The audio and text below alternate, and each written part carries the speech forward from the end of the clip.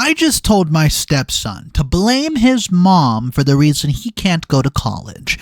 Apparently, she lied to him and said that I was stealing his college fund so I could do an IVF treatment and have a baby, since I struggle with having a baby. But the truth is, it was his mom who's been spending it on her 25-year-old boyfriend named Rico, so he can go and have rap sessions. I don't even know what that means, but apparently he spent a lot of money in Miami trying to become the next superstar.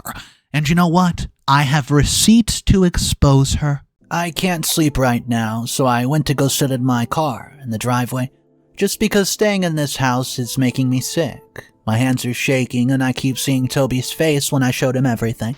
The moment when his whole world just crumbled. I need to write this out before I lose my mind. Marcus and I met 4 years ago at a grief support group. We'd both lost babies and met through miscarriages, and him through his ex-wife Tanya's stillbirth during their marriage, and there's just a specific kind of loss that hollows you out. Leaves you walking around with this permanent ache when something else should be. We recognized it in each other immediately. He had these sad eyes that would go blank sometimes, like he was looking at something that wasn't there. When he introduced me to his son Toby, the kid was only 14, but already carrying this weight. He would check if his dad has eaten, remind him about bills, and act more like a caretaker than a teenager. Someone's gotta look after him, Toby would tell me once. And the way he said it broke my heart. His mother Tanya had primary custody, but Toby spent every other weekend with us. Tanya was, how do I even describe her? From day one, she was complicated. She would show up to drop-offs wearing designer everything. Fresh manis and petties and new bags, those red-bottom shoes that cost more than my car payment. But Toby, his shoe had holes. His book bag would be held together with duct tape and she would laugh it off, adjusting her new Cartier bracelet, saying, "Kids grow so fast, why waste money on shoes?" The disconnect was staggering to me. So the college fund. It existed before I came along. Marcus's parents, Johnson and Lucy, had started it when Toby was born. Both parents were supposed to contribute monthly, and by the time I met Marcus, there was about $65,000 saved. It seemed like so much money then, like Toby's future was secure. 6 months after our wedding, I had my first IVF consultation. Marcus held my hand when the doctor said that we had a good chance. The treatment would cost $15,000 per cycle. We had savings, but Marcus wanted to take a loan instead. "That money's for our future," he said. I should have paid more attention to the way he said "our." That's when Tanya started her campaign. Every pickup, every drop-off, she would make these weird comments like, "Must be nice having money for designer babies, while some of us single mothers struggle." She would say it sweetly, like it was a joke, but her eyes were cold. Arctic cold. She knew exactly what she was doing. The weekend Toby turned 16, he asked about college and Marcus showed him the fund balance on the laptop. It had grown to $78,000 with interest. I'll never forget how Toby's whole face lit up, and he said I could actually go anywhere. He started talking about engineering programs, dorm rooms, studying abroad even. For the first time since I've known him, he looked like a kid with dreams instead of responsibilities. 2 weeks later, Tanya's Instagram exploded with Miami photos. Poolside at the Fontainebleau, champagne brunches and shopping hauls from Lincoln Road, and the caption even said, "Single mom finally treated herself." But just 3 days before, she told Marcus she could not afford Toby's SAT prep course. The course is $400. That's when Rico entered the picture. See, he commented fire emojis on her bikini pic, and within days she was posting about meeting her soulmate. Guys, he's 25 and claimed to be some hit music producer. There's lots of photos with rented Lamborghinis, studio equipment, and stacks of cash that look like, props. Everything about him screamed phony, but Tanya was smitten, or at least she played smitten very well. I started noticing things. Tanya would borrow money from the college fund for emergencies, and Toby needed braces, $3,000, car repairs, $2,000, and medical bills covering $5,000. Marcus always approved it because technically it was for Toby. How could he say no to his son's medical care? To orthodontics? but something felt off about the timing and the amounts and the frequency. Then I would see her Instagram the next day. New lips, that obvious filler duck mouth look, then a new nose. Suddenly slimmed and upturned. Then that unmistakable Miami BBL. It was a shape she tried to hide under a flowery dress. When dropping Toby off and she caught me staring once and said, girl, my squats are paying off." The audacity of it made my skin crawl. Our first IVF cycle failed. I remember sitting on the bathroom floor, the negative test in my hand, and Marcus rubbing my back while I cried. My body had betrayed me again. That exact same night, Tanya texted asking for $4,000 from the fund, said Toby needs therapy after the divorce. Marcus sent it immediately, didn't even question it. Toby never went to therapy, and I know because months later he mentioned to me that he asked his mother about it, and she said, "Why would you need therapy? You're fine." He thought maybe his father had misunderstood what the money was for. The doubt in his voice when he told me this, like he was questioning his own memory, made me want to scream. The second IVF cycle failed too. The debt was starting to mount, and I started working overtime selling things on Facebook Marketplace even. My grandmother's jewelry, designer bags from my past life, anything to avoid touching our savings again, and I was injecting myself with hormones that made me feel insane. Working 60-hour weeks and coming home to ice packs and heating pads and Marcus's guilty face. Meanwhile, Tanya posted from another Miami trip with Rico, building our empire together. They were on a yacht. She was wearing a bikini that showed off her new body and holding a champagne that cost more than our weekly grocery allowance. The comments were all fire emojis and "yeah, queen," and I sat there swollen from fertility drugs wondering how this was my life. Johnson, Marcus's father, pulled me aside at Sunday dinner. We were doing dishes while everyone else watched football. "That woman is bleeding him dry," he said quietly, handing me a plate of food. "But he won't see it. She knows exactly what buttons to push. It's always for Toby." He looked tired, defeated, like he had been watching this in slow motion, like a car crash, for years. Everything accelerated when Tanya started bringing Rico around. He would pick up Toby in different luxury cars, always with rental plates, I noticed. Toby was uncomfortable with him. He tried too hard to be cool, and he told me once, calls me little homie and asks if I want to hit the studio. It's weird. But Tanya was glowing, posting constantly about her king and their love story. Well, the third IVF cycle was our last shot financially. I was hormonal, exhausted, and injecting myself daily with needles that left bruises all over my stomach. It was during the worst of it, when I could barely get out of bed from the side effects, that Tanya chose to need $8,000 for Toby's summer academic program. She had flyers and everything, glossy, professional looking. But something made me super suspicious. Maybe it's the hormones making me paranoid, or maybe it was the intuition. So I Googled the program. The website was made with a template, I could tell, because I've used the same one for a freelance project years ago. Stock photos of smiling teenagers, no real address, no staff listed. The contact email bounced back. I showed Marcus, and my hands were shaking. He looked at me with this expression I'll never forget. It was pity, mixed with frustration, and he said, "You're being paranoid because of the hormones. This is what the doctor warned us about. You need to trust me." We fought. I threw a pillow. He slept on the couch and he sent the money the next morning. That night I couldn't sleep. The hormones made me feel like my skin was too tight, like my thoughts were racing in circles, and I went through Tanya's social media like a detective. And there it was. Ball Harbor shopping spree the day after she got the $8,000 Louis Vuitton bag, Chanel glasses, and Fendi shoes. And she captioned it with "Rico spoils me." The college fund was down to $45,000. From $78,000 to $45,000 in less than 2 years. I started documenting everything. Screenshots, receipts, dates. I created a spreadsheet. Marcus found it and accused me of obsessing unhealthily. "You need to focus on our future, not his past." But how can I focus on a future that might not exist while watching Toby definitely existing in a future that's getting drained away? Then Lola. She enters the picture. "Who is this?" "It's Toby's girlfriend, sweet kid with braces and anime stickers on her phone case. She accidentally let slip during a dinner that Tanya had been, quote, borrowing Toby's car to drive to Atlanta every other weekend. She says she's visiting her sister, and Lola mentioned casually, 'But Toby doesn't have an aunt in Atlanta.'" The room went quiet. Toby looked confused and Marcus looked concerned. I felt like a bloodhound who was just caught a scent and let off the leash. After dinner, I asked Toby about it casually. He just shrugged and said, "Mom says she needs the car for work stuff sometimes. It's not a big deal."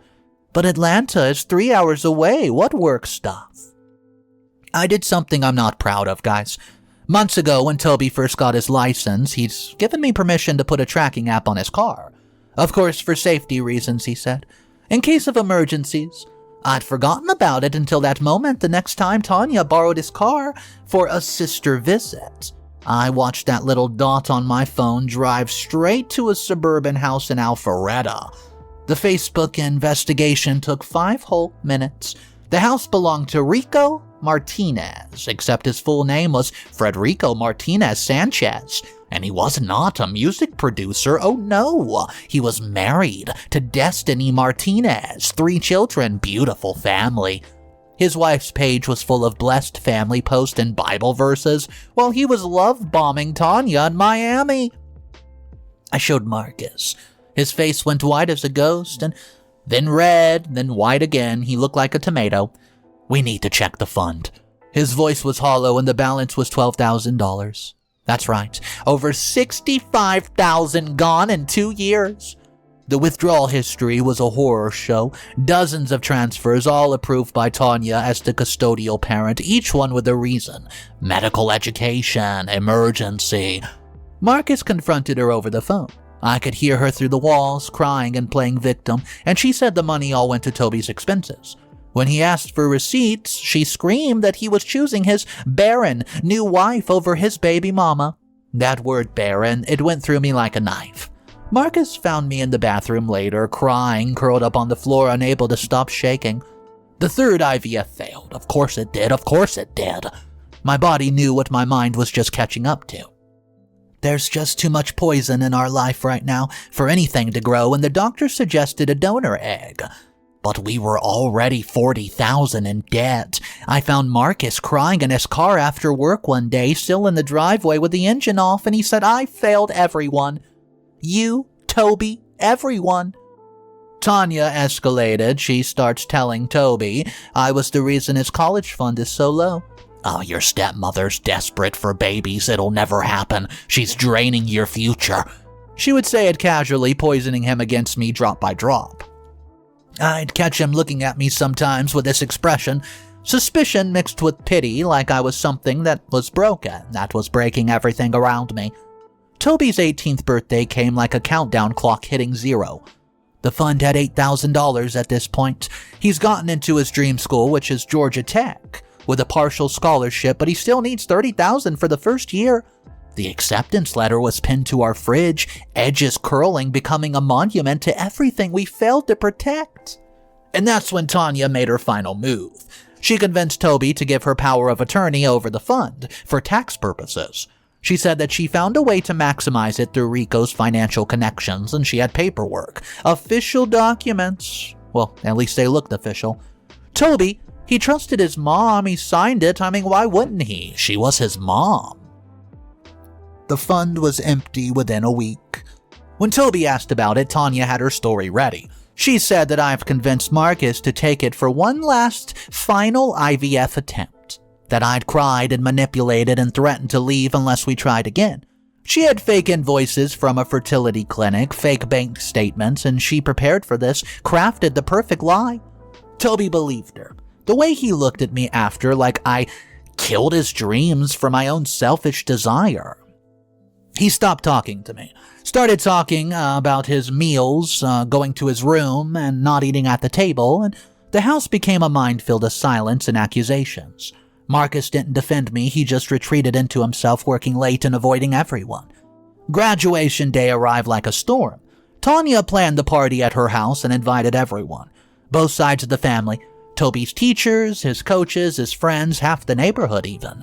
She wore a white dress like it was her wedding. Hair professionally done, new nails, full makeup, my baby boy's big day. She kept saying, tears in her eyes that never quite fell. I should have known something was coming when she clinked her champagne glass, and the whole backyard went quiet. She stood there, center stage, tears already forming, this master performance about to begin. The way she paused gathered everyone's attention, and it was obvious she practiced this. Word for word, she said this. I want to thank everybody for supporting my baby. It's been so hard doing this alone, especially with, certain people trying to destroy what I've built.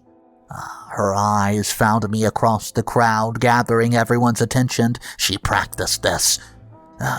She went on for 10 minutes. How she saved and sacrificed, how Toby was her whole world, how some women, quote, can't have their own babies, so they try to steal other people's children and future. Johnson tried to interrupt, but she powered through, tears flowing by now, voice breaking at just the right moment. The climax came like a punch to the gut. And now my baby can't go to college because his father chose his new wife's desperate attempt at IVF for over his son's education. $80,000 meant for Toby's future gone to pay for babies that'll never even exist. The silence in the room was loud. Every eye turned to me. I could feel all of them, the judgment, the disgust, the pity. Toby's teacher was shaking his head at me. Relatives whispering, and Lucy reached for my hand, but I was already running. I made it to the bathroom before the sob exploded out of me. So violent it felt like my body was trying to turn itself inside out. I could hear the party continuing, Tanya's voice carrying through the window. I didn't want to say anything, but you all deserve to know why Toby's struggling. Some people are just selfish. The word selfish echoed in my head. Selfish, selfish, selfish. Was I selfish for wanting a baby, for marrying Marcus, or for existing? Marcus found me 20 minutes later, still on the bathroom floor with his face looking, well, evil. I'm getting the bank statements, all of them. This ends now. But I was already ahead of him. I had everything on my phone, 2 years of evidence, 2 years of watching this happen and being called paranoid. When I finally came out, Toby cornered me by my car. His face was red and he had clenched fist, body vibrating with rage. He said, how could you? Mom showed me the bills, $80,000 for your treatments. I'll be in debt forever because you wanted babies. And then he couldn't even finish his sentence. The words hung there between us, unspoken but very, very clear. Something snapped. Maybe it was the word barren, still echoing in my head, and maybe it was his face so full of hatred for something I didn't do. Maybe it was just 2 years of being blamed for trying to create life while watching someone else destroy a future. Your mother is lying, I said very calmly. Look at this. I showed him everything. Every screenshot, every receipt, every timestamp, and his face changed with each swipe. The Ball Harbor sprees dated the day after each withdrawal. The surgery invoices from Dr. Miami, itemized, specific, and the Venmo transfers to baby boy Rico, with love notes for Studio Babe and investments in our future. The worst part was watching him realize. His face went from anger to confusion to horror. But, he said. But what? His voice got smaller with each photo, and the family Christmas card from Rico's Facebook was the killing blow. Rico, well, with his wife and kids all matching jammies. Blessed and grateful in cursive written across the bottom. He has kids? He has a wife? I showed him the tax documents I found that morning. See, Tanya had been claiming him as a dependent on Rico's returns for 2 years, collecting refunds while Marcus also claimed him. That's fraud, Toby said. That's actual fraud. He threw up in the bushes. Then he walked back to the party like a zombie. I followed, watching him push through the crowd to where Tanya was still holding court, now fake crying about sacrificing everything as a single mom. A mom. One word, but the party stopped. Tanya's face flickered, annoyance and interruption, then concern when she saw his expression and, baby, what's wrong? He held up his phone and said, why is there a receipt for your BBL from my college fund? The unraveling was spectacular. Tanya lunged for his phone, and Rico tried to play peacemaker, not knowing what was happening, and Johnson called her a thief. Lucy called the cops. Teachers awkwardly left, gathering their things, whispering, and Tanya screamed that I'd weaponized her baby against her, that I poisoned his mind, that this was all part of my plan. The IRS investigation started the next week. Turns out Rico had been filing fraudulent returns for years, claiming children that weren't even his. Businesses that don't exist, and Tanya was just another mark. Though she's been a willing participant, his wife Destiny has been gathering evidence for her own divorce. Secretly, she actually thanked me for the final proof she needed. So Marcus, he filed for emergency custody, and the judge reviewed the bank records and almost laughed. He said, "Ma'am, you stole from your child to fund an affair with a married man, a married con artist." Tanya sobbed that everyone was against her, that she was just a single mother trying to find love, and the judge, he wasn't very moved. It's been 3 weeks, and Toby lives with us full-time now. He won't speak to his mother, and I hear him crying at night sometimes. It breaks my heart in ways I didn't even know were possible. Marcus and I barely talk, the weight of it all, the failed IVF, the debt, the guilt. We moved each other around like ghosts. We're strangers sharing a house and a broken kid. Tonight, Tanya, she actually sent me a voice message. I've played it 17 times. It says, "I hope you're happy. You've got what you wanted. My baby hates me, but at least you'll never know him, what it's like to have someone call you mama." Well, she's right. I won. I exposed her. I saved Toby from her lies, and I protected what was left of our future. And I've never felt more empty, because she's also right about the other thing. I'll never be anyone's mom. I'll always be the stepmother who destroyed a family, even if that family was built on a lie. I can't go back inside. I can't face the silence. Toby's grief, Marcus's guilt, so I sit here in my car, engine off, watching the house where we all pretend to live together. The graduation party leftovers are still in our fridge, and Tanya's voice keeps playing in my head. Sometimes winning feels exactly like losing. Sometimes the truth destroys more than lies ever could. Sometimes you save someone and they hate you for showing them they needed saving. I keep thinking about that grief support group where Marcus and I met, how we bonded over loss, and I understand now that some people carry their grief forever, trying to build something new. Others spread it around like a disease, making sure everyone else suffers too. I was focused on the money, on protecting Toby's future, that I didn't see what was really being stolen. Not just dollars, but trust. Not just a college fund, but a child's faith in the person who gave him life. The sun's coming up now. Marcus will be awake soon, making coffee, avoiding eye contact, and Toby will pretend to be asleep until we leave for work. Another day of living with the truth. Another day of being right and wishing I've been wrong. I should go inside now, face another day of being the villain who told the truth. The stepmother who ruined everything by showing what was already ruined. But I can't move. I just sit here, replaying that voice message over and over, wondering if exposing a liar makes you a hero or just another kind of destroyer. At least you'll never know what it's like to have someone call you mom. 17 times, 18 times now, she knew exactly where to put the knife. I told you this story is going to be a wild ride.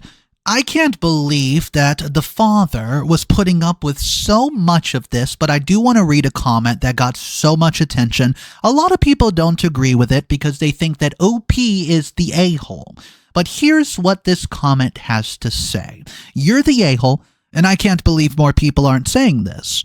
You literally traumatized that kid at his graduation party, in front of everybody he knows, his teachers, his coaches, his family, all watching him find out his mom is a thief, and his whole life was built on a lie. You could have pulled him aside privately. You could have talked to Marcus first and figure out a plan. You could have, waited literally one day after his graduation, but no.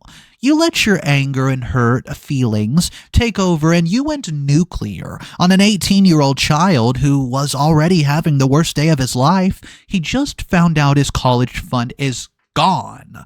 Yeah, Tanya sucks. We all know that. It's obvious. But you know what else? That's still his mom. The only parent he probably felt he could count on since his father checked out after the divorce. And let's be honest, he's a floor mat. and you destroyed that relationship in the most public, humiliating way possible. He might not know who to go to anymore. That kid threw up in the bushes. Come on. He's going to need therapy for years, and you're sitting here playing the voicemail 18 times feeling sorry for yourself when you literally just orphaned the kid emotionally. He lost his college fund and his mom in one day because you couldn't control yourself for what, 24 hours? The money was already gone. Showing him those receipts at that moment did not change anything except destroy him even further. Stop playing the victim. You're an adult who should have handled this like an adult instead of creating more trauma for a teenager. Being right does not mean you handled it right. Remember that. Guys, I want to know what you think because there were people who agreed with some parts of this comment, but overall, saying OP's the a-hole in this situation when it's clear Tanya was the true a-hole, that's where people are like, nah, I don't think OP was the a-hole.